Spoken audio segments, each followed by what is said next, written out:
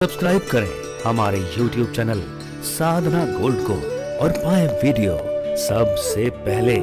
और हाँ, bell icon दबाना ना भूलें।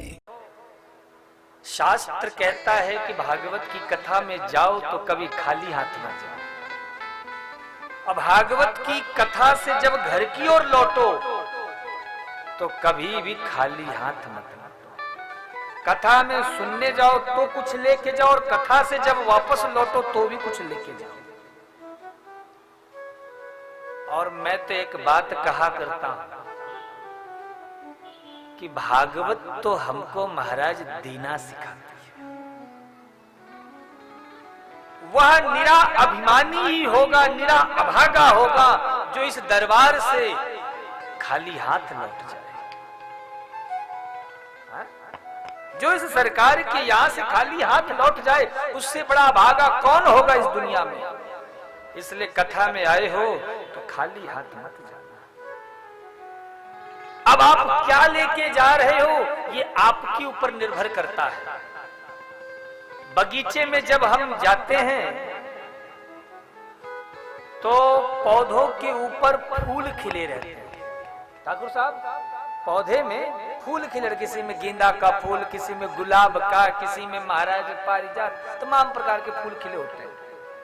और नीचे थोड़ा देखो तो कांटे भी उस पे लगे रहते हैं। अब ये आप पर निर्भर करता है कि आप बगीचे में आए हो तो फूल लेकर के जाना चाहते हो कि कांटे लेके जाना चाहते हो।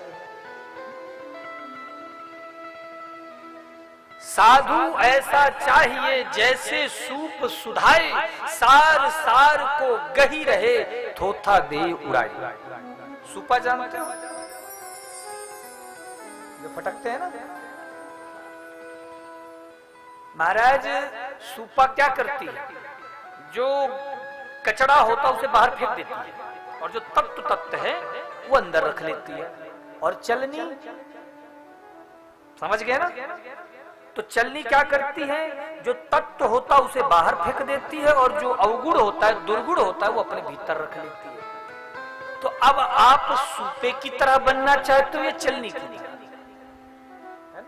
तो साधु ऐसा चाहिए जैसे सूप सुधाए, सार सार को गही रहे, सार सार को ग्रहण करो। तो कथा में आए हो तो अगर महाराज आप केवल यहाँ पे यही देखते हो भैया धूप तो गर्मी काफी हो जाती है,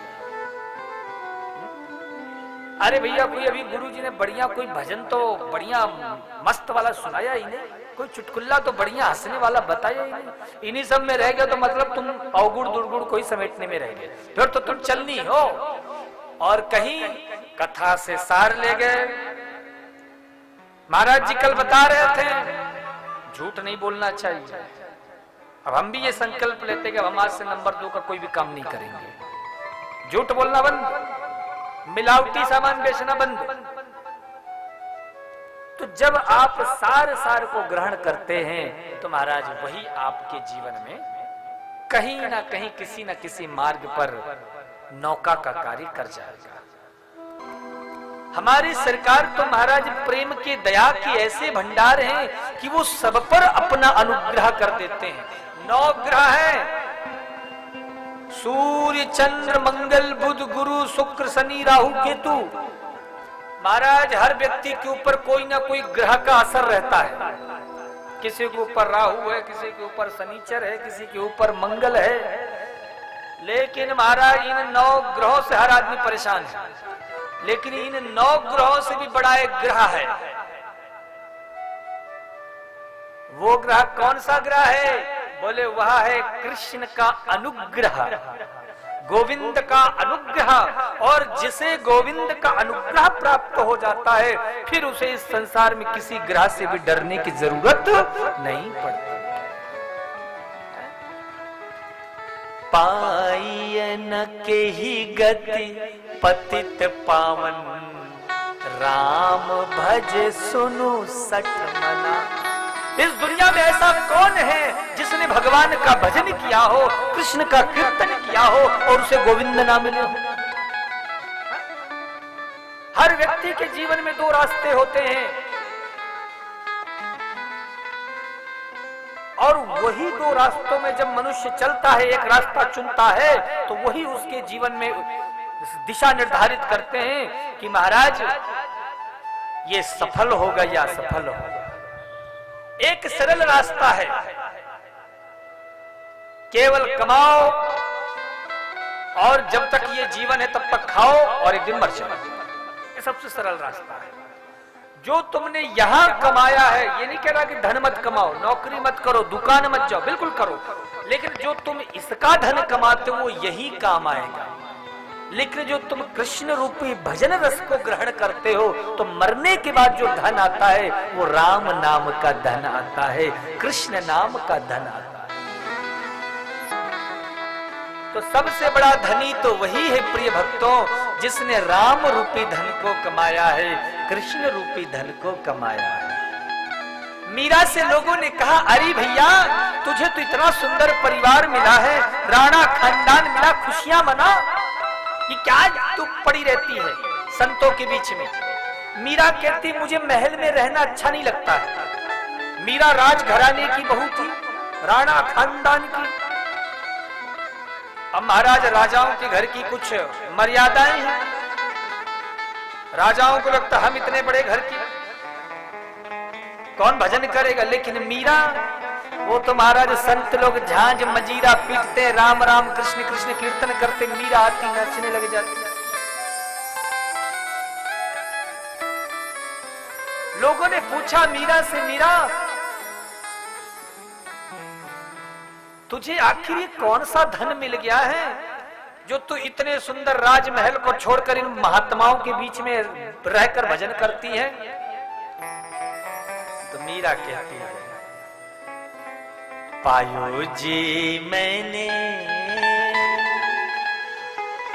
राम रतन। कौन सा? जो लोग महाराज गोल्ड पहनते हैं ना, ठाकुर साहब, गोल्ड सोना, उनको चांदी वादी का गहना गुट्टी पहनना अच्छा नहीं लगता। उनको गोल्ड बहुत, वैसे भी सोना रोज रोज महंगा होता जा रहा है, 50,000 के ऊपर पहुंच गया सोना महाराज। तो जो गोल्ड पहनने के, सोना पहनने के शौकीन हो, तूने चांदी नहीं अच्छी है।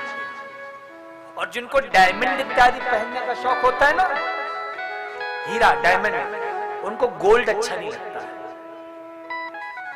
उन्हें सोना अच्छा नहीं लगता पहनना, क्योंकि वो डायमंड पहन रहे हैं। और विचार करो, जिसको सोना अच्छा लगता उसे चांदी अच्छी नहीं लगती, जिसको हीरा अच्छा लगता उसे सोना अच्छा नहीं लगता। लेकिन मीरा कहती, यदि किसी को रत्न मिल जाए, बोलो, अब किसी को रत्न मिल जाए, मणि मिल जाए, तो बोलो वो ये कागज की नोट की ओर भागेगा, ये सोना चांदी हीरा मोती की ओर भागेगा? नहीं भागेगा। तो कौन सा रत्न मिला? तो मीरा कहती है, अच्छा भैया ये रत्न तो बड़ा कीमती होगा भाई, जिसके पीछे हमने सोना चांदी हीरा मोती जवाहरात मान सम्मान पद प्रतिष्ठा सब छोड़ दिया, तो इसकी कीमत भी तो बहुत होगी। तो ये मिला कहां से, कितने में खरीदा, कितना पैसा लगा? बोले फ्री। कितने में? 1 रुपए नहीं लगा, फ्री में। तो इतनी अमूल्य वस्तु जिसकी कीमत ही अनमोल है, ये फ्री में मिल गया, तो इसका कोई पता ठिकाना तो बताओ, जहां से हम भी ये खजाना लूट ले, हम भी ये मणि, ये रत्न प्राप्त कर ले। बोले बहुत सिंपल है, वस्तु अमौलिक दी मेरे सतगुरु। कहां से मिला? वस्तु अमौलिक दी मेरे सतगुरु। तो गुरुदेव कैसे दे दिए? बोले देखा ये बालक बहुत भटक रहा है, बहुत तड़प रहा है, निराश है, उदास है, हैरान है, परेशान है, तो कृपा कर अपनायो पायो जी मैंने।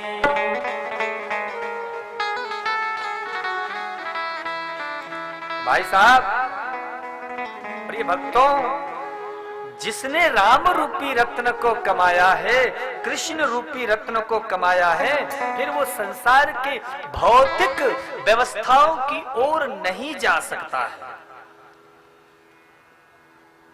जब तक महाराज भूख लगी होती तभी तक व्यक्ति चिल्लाता है पानी दो, भोजन दो, रोटी दो, लेकिन जब पेट भर जाए उसके बाद आप उसे राबड़ी रसगुल्ला खिलाओ, खाएगा?